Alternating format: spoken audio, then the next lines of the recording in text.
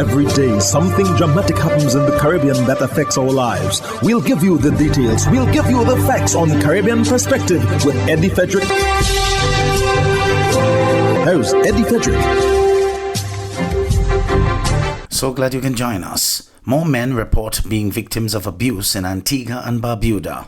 This story takes the lead in today's edition of Caribbean Perspective for Friday, 1st April 2022. Details when we return. Hubbard's Multi-Department Mount Gay and Hubbard's Tire Bay, located at the Building Supplies Compound in Grand Anse, are reminding the motoring public that another round for licensing and inspection has begun. Just arrived on new shipments of quality furrowed and torque tires to fit all makes and models of vehicles at competitive pricing. Shop early to avoid the hassle of long lines. WhatsApp them on 473-405-5482. Hubbard's, quality service, affordable prices.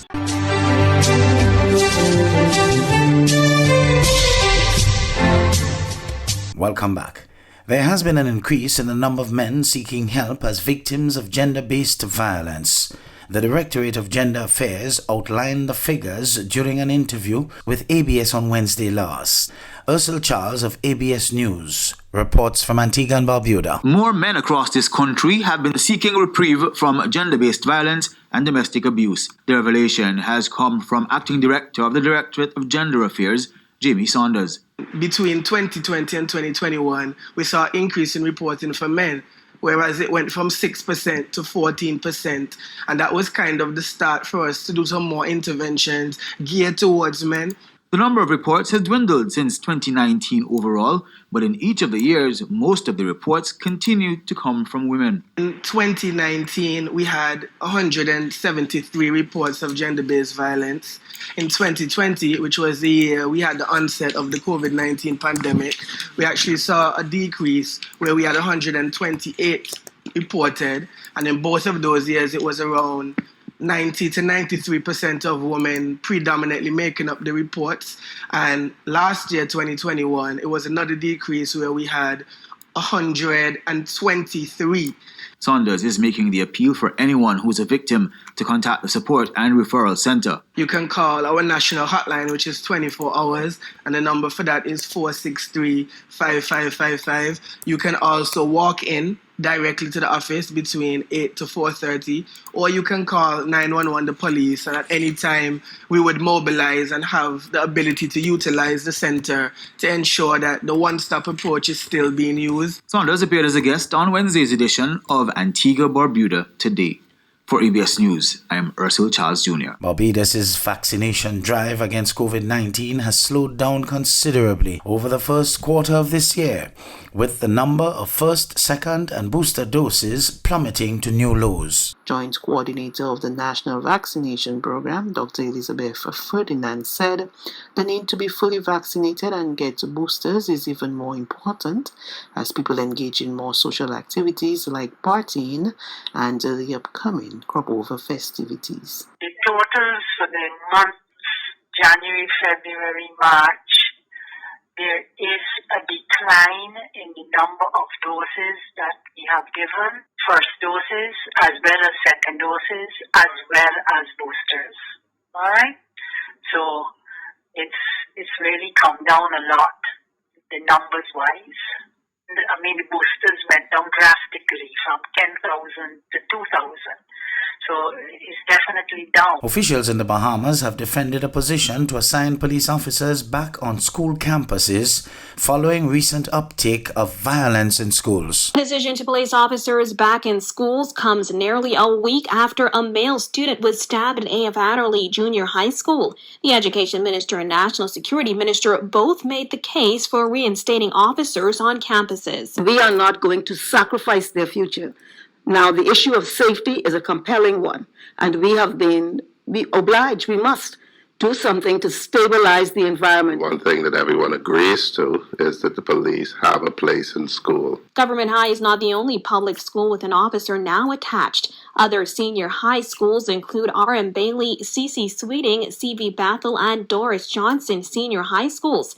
Police officers have also been reintroduced to a handful of junior high schools, including C.H. Reeves, T.A. Thompson, and A.F. Adderley. Hannah Martin says despite criticism in the past surrounding a school policing program that was introduced under the former Christie administration, she says there is now widespread support for the more recent move. We just need a collaborative effort of everybody in the community for us to do what we can to stabilize our young people. Last week, Bahamas Union of Teachers President Belinda Wilson told the Nassau Guardian she would support officers in schools as she said it would provide for another layer of protection for students and teachers. Head of the Department of Internal Medicine at the Scarborough General Hospital in Tobago, Dr. Ogana Okeke, is to receive the Waterfalls Global Award from the United Arab Emirates. Dr. Okeke was nominated by the Trinidad and Tobago Medical Association for his work in treating COVID cases. Elizabeth Williams of TV6 News reports. In January 2020, Dr. Okeke took proactive measures to prepare the Adult Medicine Department and by extension the Scarborough General Hospital in Tobago for the arrival of COVID-19 to Trinidad and Tobago. He led the team that wrote and implemented the hospital's adult medicine clinical COVID prevention and management protocols. This has now become a reference manual to audit the care of COVID-19 patients in the hospital. Dr. Okeke also diagnosed and managed the first COVID positive case in the island of Tobago. That same day as I was in hospital, we got the news. Someone called and said, "Am I sitting down?" And I said, "Why?" They said, "Your patient tested positive for COVID." Then I had the lonely task of walking down from the maternity ward where I was seeing a consult to go tell the staff that COVID is here. Dr. Okeke said there was overwhelming panic, and even today, most of the medical staff continue to go beyond the call of duty. Staff who heard the news, many of them nursing staff, didn't turn up for work, and I don't blame them. And those who worked the evening were all scared. Some couldn't even go home because they didn't know they were taking COVID home to their children. We didn't know it was still a new unfolding thing. Nobody knew. And then we didn't know if we were going to make it. So some of us thought we were dead men walking. During this period, Dr. Okeke spent the majority of his days in hospital, which included him working after hours, on call, even cancelling his leave. He told us duty called and he had to stay the course. When there's a calamity, you cannot leave your post. A captain doesn't leave a ship when it's in troubled waters. I was the most senior doctor there. I was also the head of department. Dr. Okeke has been a doctor since 1990 and was transferred to Tobago in 2000. He said there is a need for commitment, compassion, and the necessary equipment to do the job required. He said there needs to be a focus on primary and secondary care. I think our biggest challenge is getting our primary care services done because COVID, unfortunately, went after people with comorbidities, which is overweight, hypertension, diabetes. Well, we can't help people getting old. I too am getting old. But at least we could help not gaining too much weight, having a healthy lifestyle, not smoking, causing lung disease. Elizabeth Williams, TV6 News.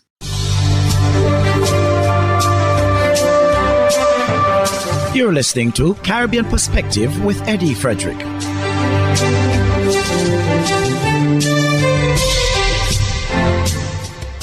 As Trinidad and Tobago prepares for a less restrictive phase in battling the COVID-19 virus, the World Health Organization rolled out a plan to move out of the emergency phase of the pandemic. TV6's Jewel Brown shed some light. The Director General of the World Health Organization said he is surprised that there are some in global health community who see the 70% vaccination target as no longer relevant. Even as some high-income countries now roll out forced doses for their populations, 1/3 of the world's population is yet to receive a single dose, including 83% of the population of Africa. This is not acceptable to me, and it should not be acceptable to anyone. As most of the remaining COVID public health regulations in Trinidad and Tobago are to be lifted on April 4th, the WHO has released an updated plan for COVID-19, laying out key strategies that, it says, if implemented in 2022, would allow the world to end the emergency phase of the pandemic.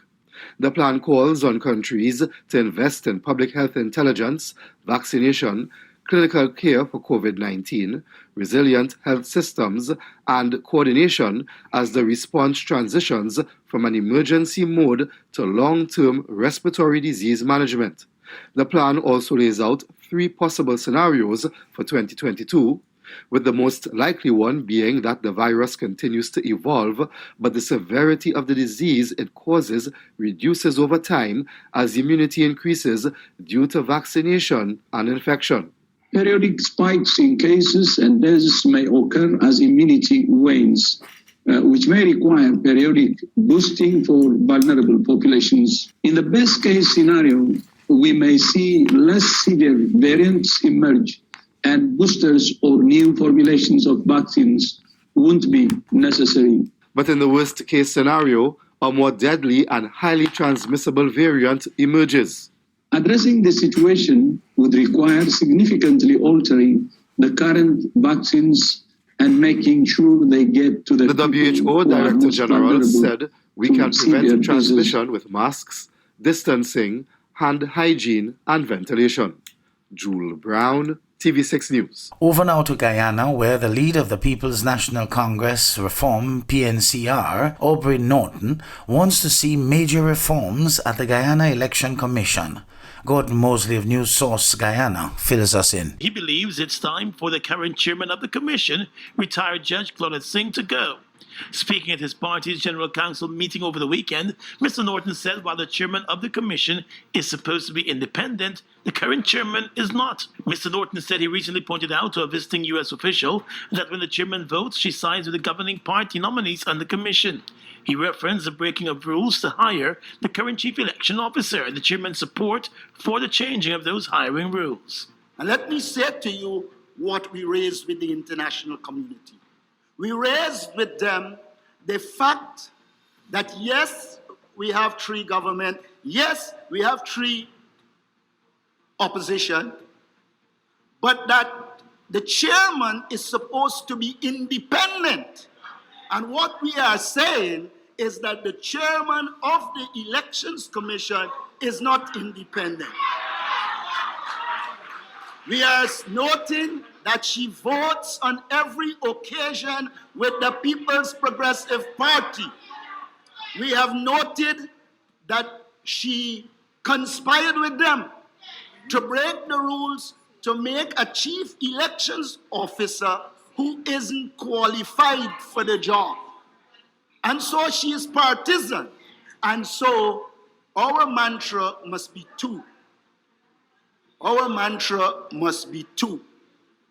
A clean voters list, and Claudette Singh must go. The PNC leader said the GCOM chairman will have to go to ensure elections are free and fair in Guyana, adding that elections should not divide the people. She must go. She must go to ensure that we have elections that are free and fair. Her presence will not facilitate that. It is our intention to ensure a united Guyana. We do not want elections to divide us again. The 2020 elections were marred with allegations of fraud. A number of former officials of the Elections Commission and at least 2 members of Norton's own party are currently before the courts facing related charges. They have all denied the accusations. The coalition, since coming out of power in 2020, has maintained that the current voters list is bloated and sets the stage for electoral fraud. The party has long said that it is not prepared to participate in another election unless the list is cleansed. GCOM, however, has commenced a process of continuous registration, with no word on possible house-to-house registration, which the coalition has been calling on. Mr. Norton has also spoken out on that. It is unfortunate that he is worried that we need a clean voters list. But let's repeat it. We need and we must get a clean voters list. The last house-to-house registration in Guyana, which commenced in 2019, was scrapped following a ruling by the Chief Justice Roxanne George. The data generated from that short-lived process was also scrapped. The General Council meeting of the PNC was the first one hosted by the party since Aubrey Norton took over as leader following his win at the party's last biennial Congress. In his speech over the weekend, he thanked former party leader David Granger and former executive members of the party for their work, noting that their work will be built upon.